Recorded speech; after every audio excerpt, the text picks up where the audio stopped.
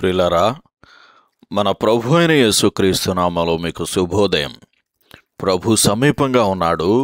అనుదిన ఆత్మీయ ఆహారం నవంబర్ 28 శుక్రవారం.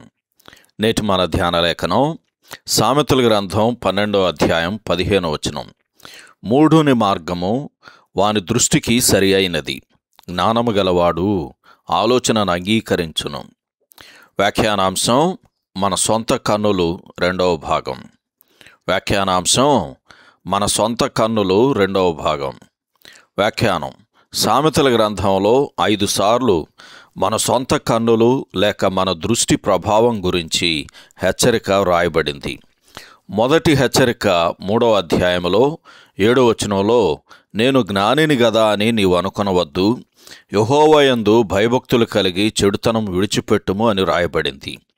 నేటి మన ధ్యానవచనంలోని 2వ హెచ్చరిక, మనం ఎల్లప్పుడూ సరి అయిన వారమని, మన సొంత ఆలోచన ఎల్లప్పుడూ ఉత్తమమైనదని భావించడం ఎంత అజ్ఞానమో చూపిస్తుంది.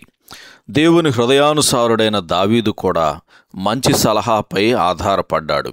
దీనికి విరుద్ధంగా రాజైన అమజ్యా ప్రారంభంలో బాగానే ఉన్నాడు, కానీ తర్వాత జీవితంలో అతడు దేవుని ప్రవక్తను కూడా అవమానించి దైవిక సలహాను తిరస్కరించాడు. దానివలన అతని మరణానికి కారణమైన అనేక తప్పుడు నిర్ణయాలకు దారితీసింది. దినవృత్తాంతములు 2వ గ్రంథం 25వ అధ్యాయం 14 నుంచి 28 వరకు చదవండి.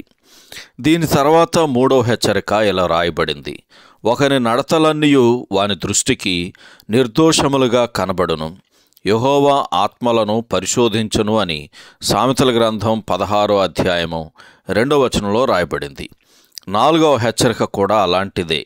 ఒకడు తనకేర్పరచుకొనిన మార్గము ఎట్టిదైనను తన దృష్టికది న్యాయముగానే అగపడును, యెహోవాయే హృదయములను పరిశీలన చేయువాడు అని 21వ అధ్యాయం 2వ వచనంలో చదువుతాం.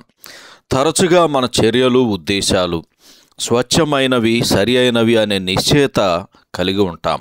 కానీ ప్రభువు మన అంతరంగాన్ని పరీక్షిస్తాడు. ఆయన మన ఆత్మలను, మన హృదయాలను తూకం వేసినప్పుడు ఆయన వాక్యం మన ఆలోచనలను, ఉద్దేశాలను బహిర్గతం చేస్తుంది అని హెబ్రీయులకు రాసిన పత్రిక 4వ అధ్యాయం 12వ వచనంలో చదువుతాం. ఆయన చేసే దిద్దుబాటును మనం ఎదిరించకూడదు. ఆయన సలహాను స్వీకరించి జ్ఞానవంతులుగా మారటం ఆత్మ సంబంధంగా ఆరోగ్యకరమైంది. వీటిల్లో 5వ హెచ్చరిక ఇలా చెబుతుంది: తమ దృష్టికి తాము శుద్ధులై తమ మాలిన్యము నుండి కడగబడిన వారి తరము కలదు అని సామెతల గ్రంథం 30వ అధ్యాయం 12వ వచనంలో రాయబడింది. ఇంతకు ముందున్న 4 హెచ్చరికలు వ్యక్తిగతమైనవి.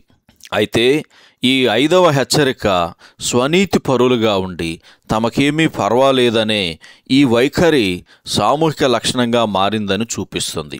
అంతేకాకుండా ఇంతకు ముందున్న 4 వచనాలు దైవిక లెక్కింపు గురించి, దైవిక సలహా గురించి మాట్లాడాయి. కానీ చివరి వచనం దీనిని గురించి ఎటువంటి సూచనను ఇవ్వట్లేదు. శుద్ధి కలిగి ఉండటంలో ఏమాత్రమూ ఆసక్తి లేనట్లుగా కనబడుచున్నది. మనం మన సొంత కన్నుల తీర్పుపై ఆధారపడినట్లయితే, లేక మన దృష్టి మీద మాత్రమే ఆధారపడితే, లవోదికయ వారి వలె మన సొంత దౌర్భాగ్య స్థితి గురించి కూడా మనం పట్టించుకోలేము. ప్రకటన గ్రంథం 3వ అధ్యాయం 17వ వచనం చదవండి. దానికి బదులుగా మనం ప్రభు జ్ఞానాన్ని వెదకాలి. సహోదరుడు స్టీఫెన్ క్యాంబెల్. శుభములతో వందనాలు. ఈ సందేశాలకు సంబంధించి కానీ, బైబిల్కు సంబంధించి కానీ మీకేమైనా ప్రశ్నలు ఉంటే ఈ క్రింది నంబరుకు వాట్సాప్ ద్వారా పంపించండి. మీ ఆత్మీయ క్షేమాభివృద్ధి కోసం అనుభవజ్ఞుల ద్వారా జవాబులు అందించబడతాయి.